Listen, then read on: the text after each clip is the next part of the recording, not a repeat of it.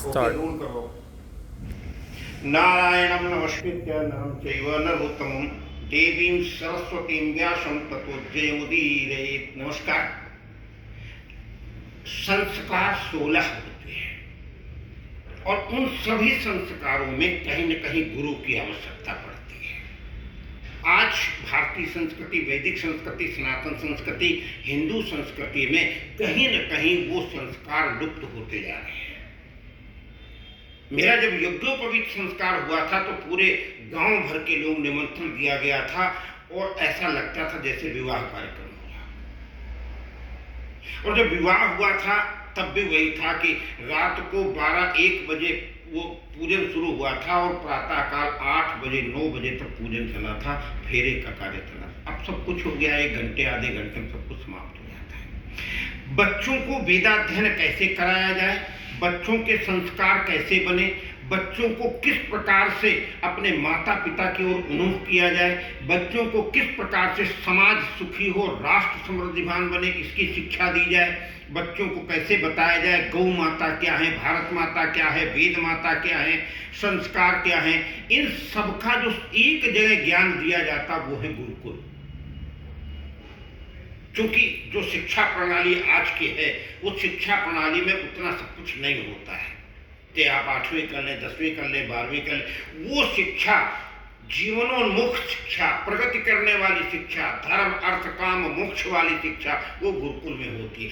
ऐसे ही एक गुरुकुल है ब्रिज घाट में, गंगा के किनारे। गंगा तरंग रमणीय जटाकलापम गौरी निरंतर विभूषित वाम भागम नारायण प्रिय मलंग मदापहारम वाराणसी पुरपतिम भज विश्वनाथम। भगवान शिव और भगवती गंगा, और वहां से पधारे हैं हमारे पास आचार्य विजय गुरु जी। विजय नाम है ना, विकास गुरु जी, आचार्य विकास गुरु जी, और हमारे साथ मौजूद है। अब इसके आगे की कथा, कैसे वो गुरुकुल बनाया, कैसे वहां पर चला, किस प्रकार से वहां पर कार्य होता है, बटुक ब्राह्मण कैसे अग्निहोत्र करते हैं, प्रातःकाल उठ करके गौ सेवा करते हैं, किस प्रकार से वहां पर बच्चों का जीवन बदला जाता है, आचार्य विकास जी सारी चीजें आपको बताएंगे। और अगर आपके बच्चे भी कहीं न कहीं या आपके आस पड़ोस के बच्चे भी कहीं न कहीं उस विद्याध्ययन को करना चाहते हैं तो आप सादर आमंत्रित हैं। पूरा एड्रेस, ईमेल, सब कुछ गुरुजी का नंबर, सब कुछ गुरुजी बताएंगे। आचार्य विकास जी। सादर जय जय सिया राम। बहुत बहुत हार्दिक आभार कि आपने ये कार्यक्रम प्रस्तुत किया है गुरुकुल के परिचय का। दिल्ली के ही निकट गढ़गंगा, जहाँ दिल्ली के लोग तो जाते ही जाते हैं, भगवान कृष्ण भी महाभारत के समय में पांडवों के पितृ कार्य के लिए वहाँ आए थे। भगवान परशुराम ने उस दिव्य भूमि पे लाखों वर्ष पहले तपस्या करके मुक्तेश्वर महादेव की स्थापना की। 2500 वर्ष पहले भगवान शंकराचार्य जी भी वहाँ पधार करके गंगा तट पर उन्होंने भगवान शिव की आराधना की। शिव पुराण में गढ़गंगा को शिव वल्लभपुरी के नाम से जाना जाता है और अन्य पुराणों में महाराजा नहुस की राजधानी के रूप में गढ़मुक्तेश्वर की ख्याति है। कार्तिक स्नान का बड़ा महत्व है। माघ के महीने में लोग प्रयागराज नहाते हैं गंगा जी, और कार्तिक के महीने में गढ़मुक्तेश्वर मेला लगता है बहुत बड़ा।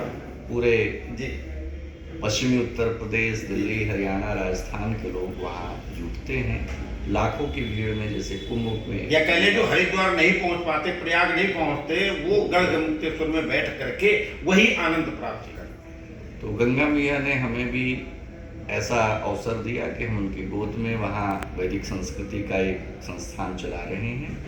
3 शब्द हैं, संस्कृत, संस्कृति और संस्कार। क्या बात। हमारी सनातन संस्कृति को अगर समझना है तो हमें संस्कृत भाषा को पढ़ना पड़ेगा, वैदिक शिक्षा को प्राप्त करना पड़ेगा। और शिक्षा का उद्देश्य ही है कि व्यक्ति संस्कारों से युक्त बने। विद्या ददाति विनयम विनयाद याति पात्रता पात्रत्वात् धनम आपनोति धनात् धर्मः ततः सुखम। तो आज के युग में केवल स्कूलों में सूचनाएं दी जा रही हैं, पहले तो जो भी अध्यापक गुरुजन होते थे बच्चों को संस्कार भी देते थे, लेकिन आजकल बच्चों को आंख दिखाना भी, डांटना भी एक अपराध की श्रेणी में माना जाता है। गुरु शिष्य को जब शिक्षा देता है तो जैसे कुम्हार एक घड़े का निर्माण करते हुए उसके ऊपर थपकी लगाता है, गुरु भी कई बार ताड़ना करता है। गुरु कोई अमानुषी कृत्य नहीं करता है, किंतु आजकल ऐसा मीडिया के द्वारा प्रचार कर दिया गया कि बच्चों को छूना नहीं है, बच्चों को दंड नहीं देना है। जब हम लोग पढ़ते थे या आप लोग भी शिक्षा ग्रहण कर रहे होंगे, उस समय गुरुजी की डंडी और छड़ी से सबकी पिटाई लगी होगी। तो जब तक गुरु का दंड शिष्य प्राप्त नहीं करता है तब तक उसकी विद्या प्रकाशित नहीं होती है। तो यहाँ आप जब गुरुकुल आएंगे तो यहाँ देखेंगे 7 वर्ष से लेकर के और 17-18 वर्ष तक के बच्चों का शिक्षण चलता है। नाम बता देंगे। श्री देव तीर्थ और एड्रेस देव तीर्थ गुरुकुल के नाम से ब्रिज घाट पर ही गंगा जी के तट पर आपका गुरुकुल संचालित हो रहा है। आप दिल्ली से 100 किलोमीटर हापुड़ जिले में आएंगे तो वहाँ पर आप ब्रिज घाट पे खड़े होकर किसी से भी देव तीर्थ गुरुकुल का नाम पूछेंगे। रहने की पूरी व्यवस्था है, सारी व्यवस्थाएं, आपके आवास की व्यवस्थाएं हैं, बच्चों का छात्रावास है, अतिथियों के लिए अतिथिशाला है, यज्ञशाला है।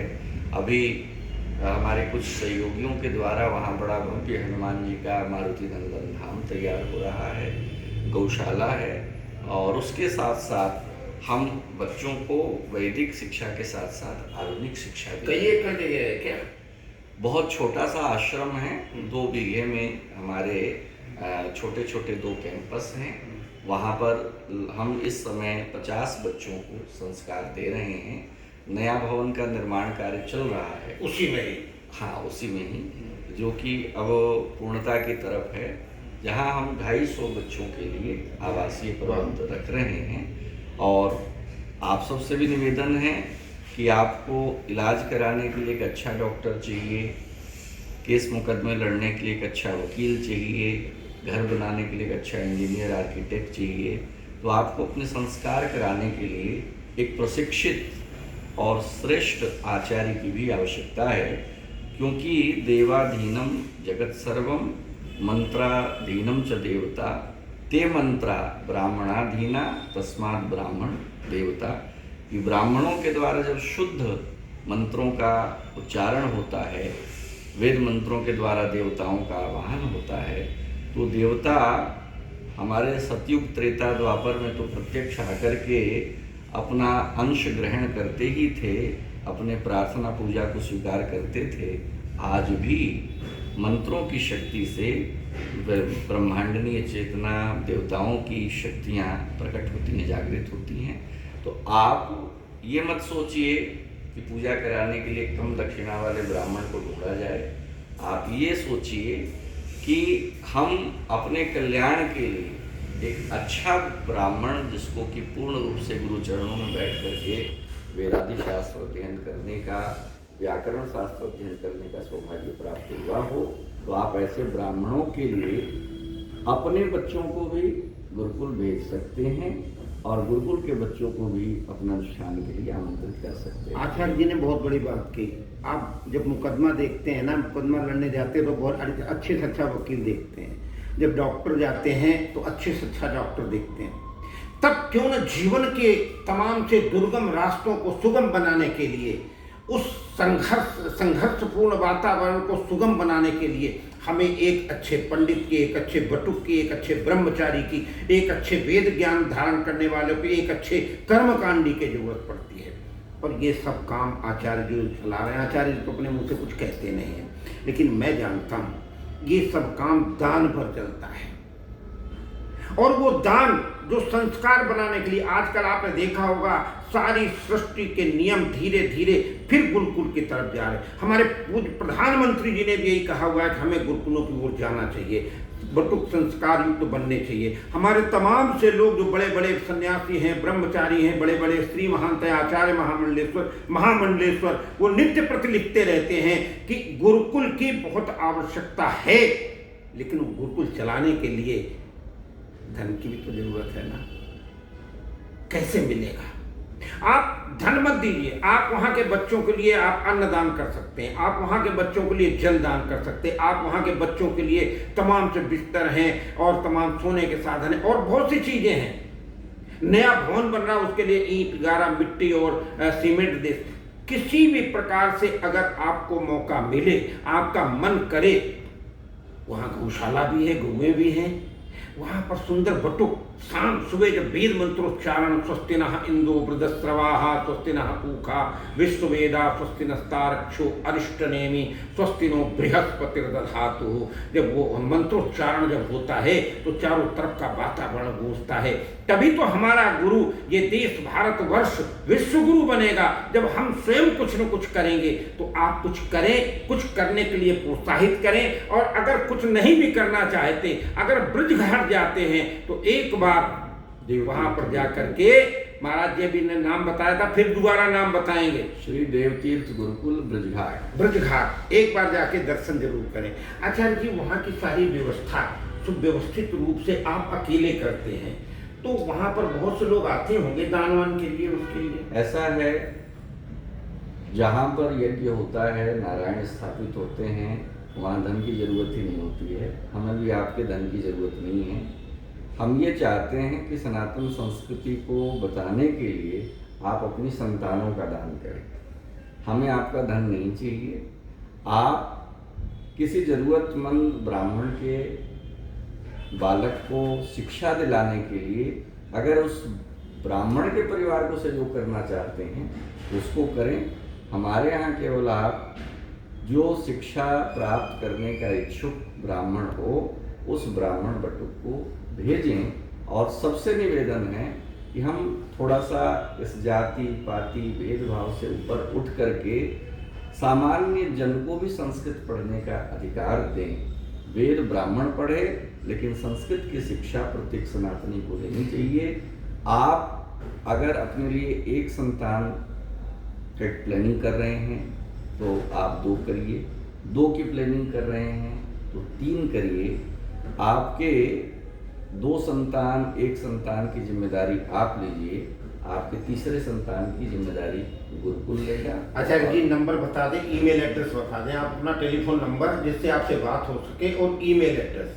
आप आराम से फ़ोन करने के लिए 9811674748 9811674748 इस पे आप संपर्क कर सकते हैं, 24 घंटा कर सकते हैं। और आप अगर ईमेल करना हो तो आप AGD विकास तिवारी या श्री विकास गुरुजी या आप श्री देवतीर्थ फाउंडेशन @gmail.com तीनों ईमेल पे आप कर सकते हैं। देवतीर्थ फाउंडेशन के द्वारा ये श्री देवतीर्थ गुरुकुल संचालित है। आप गूगल पे, अन्य सोशल मीडिया पे भी देवतीर्थ फाउंडेशन को फॉलो कर सकते हैं। आचार्य जी ने बहुत अच्छा बताया, और मैं भी अभी दर्शन नहीं किए हैं मैंने, लेकिन आज गुरुजी आए हुए थे तो इनको प्रणाम करके कुछ बात कर ली। लेकिन जुड़े हैं हमारे साथ। अभी मैं वहाँ का पूरा वर्णन लाइव आपको दिखाऊंगा। गढ़गंगा से लाइव होगा, वेद मंत्रोच्चारण का लाइव होगा, और लाइव होगा उन बटुकों के द्वारा जो तमाम क्रियाकलाप किए जा रहे हैं उनका भी, और पूज्य आचार्य जी का बृहद इंटरव्यू अभी दोबारा होना बाकी है। जुड़े रहे हमारे साथ। जो नंबर गुरुजी ने बताया, गुरुजी से आप डायरेक्ट बात कर सकते हैं। ईमेल एड्रेस बताया, वो उनसे मैसेज कर सकते हैं। और अगर गढ़गंगा जाएं तो ये श्री देवतीर्थ गुरुकुल ब्रजघाट, यहाँ दर्शन करने जरूर जाएं। धन्यवाद, नमस्कार, प्रणाम करता हूँ। जय सिया राम।